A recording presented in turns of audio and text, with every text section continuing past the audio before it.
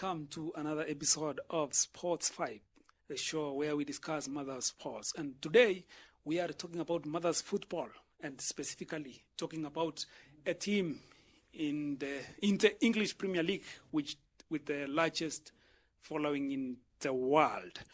And we shall be talking about the last season, the form, and currently we are in the transfer window. What Manchester United should actually do going forward to the next season. And to help me unpack all that is a Manchester United fan, Timothy Simwa. Welcome to Sports 5. Thank you. And to kick us off, maybe you tell us about the last season. How was the last season for Manchester United? And maybe you can give us the rating. How would you rate the Manchester United in a scale of 1 to 10? Well, to begin with, rating Manchester United on a scale of 1 to 10, probably they should be given a 4 or even 3 because they were only, I think, 2 positions above relegation zone. So the season was pathetic, to say the least. Very dismal performance. It has never been seen before. And even in the own admission of the coach, it is one of the worst seasons Manchester has ever had in the recent history. Maybe you can just highlight some highs and lows of Manchester United last season. There were not so many highs, though, if you were to think of it. Maybe the only notable thing last season about Man United is the fact that they qualified for the Europa finals. It was really, really unexpected. Of course, if you were to juxtapose that with their performance in the EPL league, which they performed very, very poorly. Of course, and we beat Man City, which is, a big deal within the English Premier League. Well, and maybe which player stood out last season, and who actually underperformed? The players that stood out, I would say Amad Diallo. He was one of the best talents in the team currently. Save for the fact that at one point he was out of the team as a result of, getting an injury. The captain, Bruno Fernandes, let's give it to him. In most of the cases, he single-handedly carried the team. He performed very well. At some point, Casemiro didn't have a very the best relationship with the coach, but along the way, he became actually the main player of the team. Any other time he's playing, Manchester played differently. So he's among the players that I would say they did very well. But on the other side, we have Højlund. This is a man who came from Atalanta scoring goals, but it has been kind of a dry season for him. Look at Andre Onana, one of the best goalkeepers. He had just, helped his team, Inter Milan, to qualify for the UEFA Champions League. Touted as one of the best goalkeepers in the world. But at Manchester, to be fair, his performance has left a lot to be desired. You have mentioned underperformance. Yes. I don't know what could have contributed to these inconsistencies. Could it be the injuries, lack of squad, or maybe of pitch issues? What? I think it's a combination of all the things that you've mentioned. When the team had to change the manager from Ten Hag to Ruben Amorim. Amorim came into the team with a whole set of rules and playing system, which was completely different from the Ten Hag era. Ten Hag didn't enjoy best of relationship with some of the players, and eventually we know that consumes the energy and the bond within the team. And thirdly, I think the signings of Manchester United have not been very good. We have signed some brilliant talents, but looking at the age brackets of some of these players, you would not say it's the best on the market. Let's say if you are to compare with teams like Liverpool, their signings have been the best actually.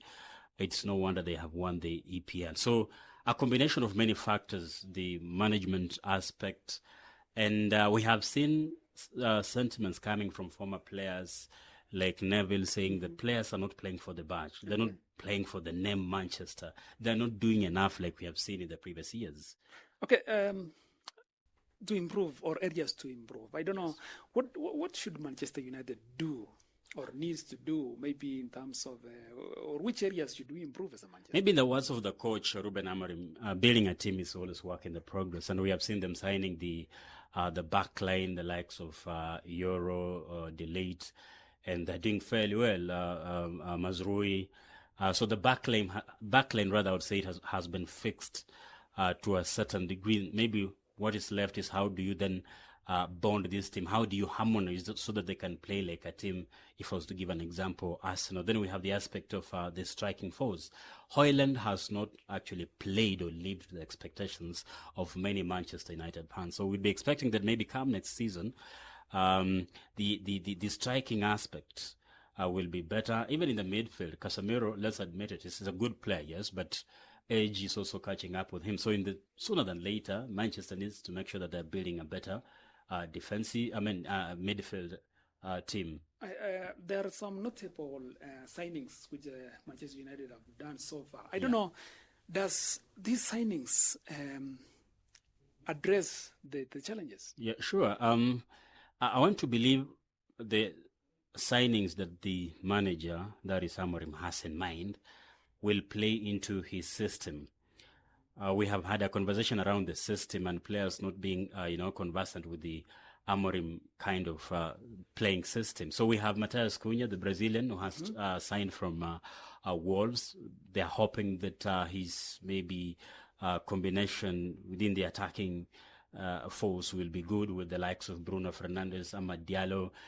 There are also prospects that Brian Mbeumo from Cameroon, who plays for Brentford, will also be joining Manchester. That's a fairly good player. He scored almost 20 goals last season with a team like Brentford. So that definitely that would be a good thing for Man U, because one of the things that has been facing Manchester is the ability to score goals, and they're bringing in players who are flexible, who are all-rounder, can score goals and can also defend and can play within the midfield. I want us to talk about Manchester United leadership and mentality with the squad. Yeah. How important is it? That always translates to the mood of the team. It has to be said. But Amorim is a young manager, and the assumption is he will easily blend with these guys the way he relates with his players. So far, so good. He has not had so many issues with the players, save for Garnacho, for his outbursts after we lost the Europa League finals to Spurs. But on a general scale, even though, like I had mentioned earlier, that there were rumors that he was not getting along well with Casemiro. Casemiro remained disciplined. And look at it. At the end of the season, or by the time they're playing Europa finals, he was one of the best players for Ruben Amorim. So it really means a lot when there is sort of a bond between the management and the team. Very important. Let's talk about the coach. Yeah. Do you think he's the right man to take us or to change the team as well as we proceed to the next season? Ruben Amorim, like I said, he's a young coach. He has a whole lot, many careers ahead of him. So I think he has what it takes. Let's look at his history at Sporting Lisbon. He's a man who really, at his time when he was in charge, he formulated one of the best teams. So we can give him the benefit of doubt. He has only been at Manchester half a season.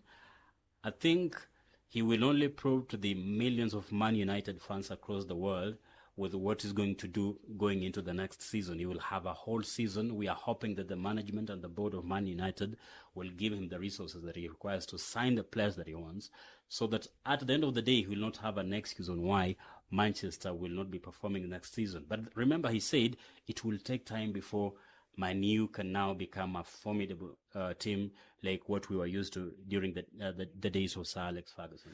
Talking of performance, and we are in the season of signings. Yes. And looking at the current squad with the additional new signings we have, what do you think? Who can we target as Manchester United so that we can improve the squad and maybe perhaps win the Premier League next season?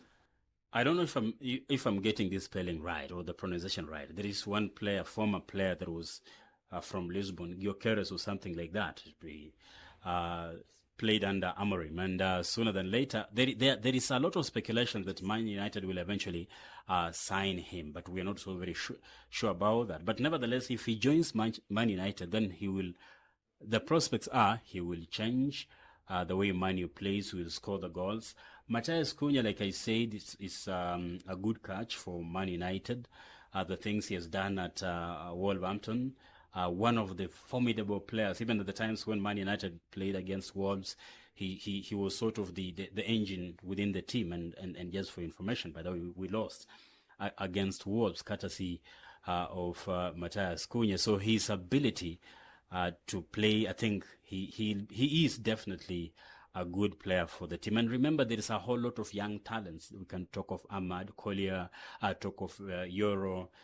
These are young players. So I would say confidently that the future of Man United is secured if eventually Amorim can formulate a team that knows how to play together.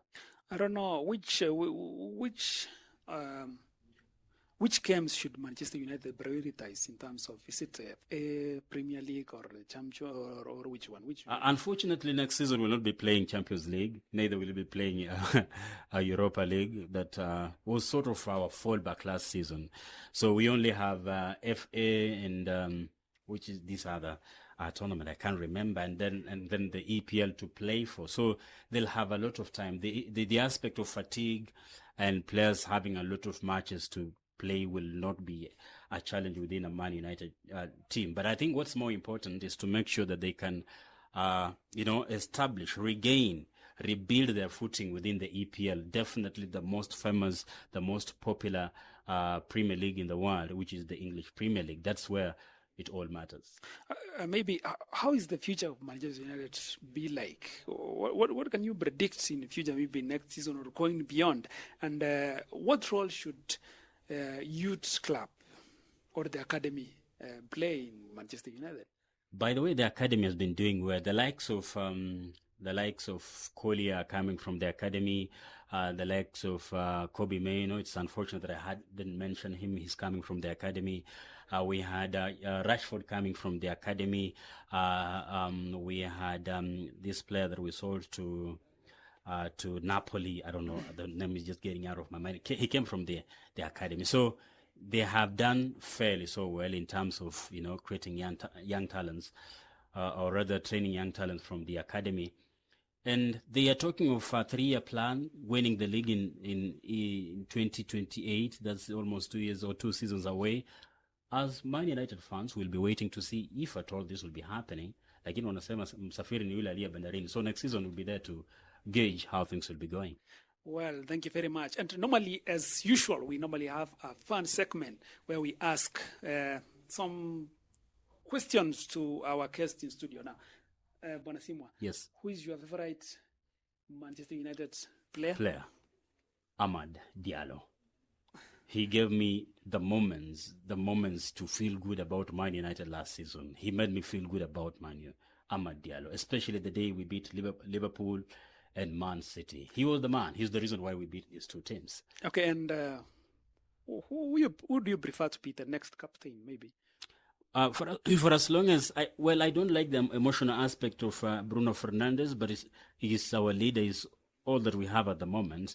I think it will be humiliating, bearing in mind that the Arab teams were interested in him, but he turned the offer down. They were giving him hefty money in payment, but he did that. He declined for the sake of Man United, so he should remain the captain for the team in the meantime, until maybe such a time that the manager will feel he can give that mantle to any other player. But at the moment, Bruno goes. Your parting shot. My parting shot is that we are hoping that next season we are winning the league, even though that seems like a remote possibility. Yeah. Thank you very much. And we have come to an end of our show. Remember to subscribe, like, and share. Thank you very much. I was your host, Mutai Eric. And behind the cameras, we have Rogers, Kizoboy, and Jendrix. Thank you very much. See you next week.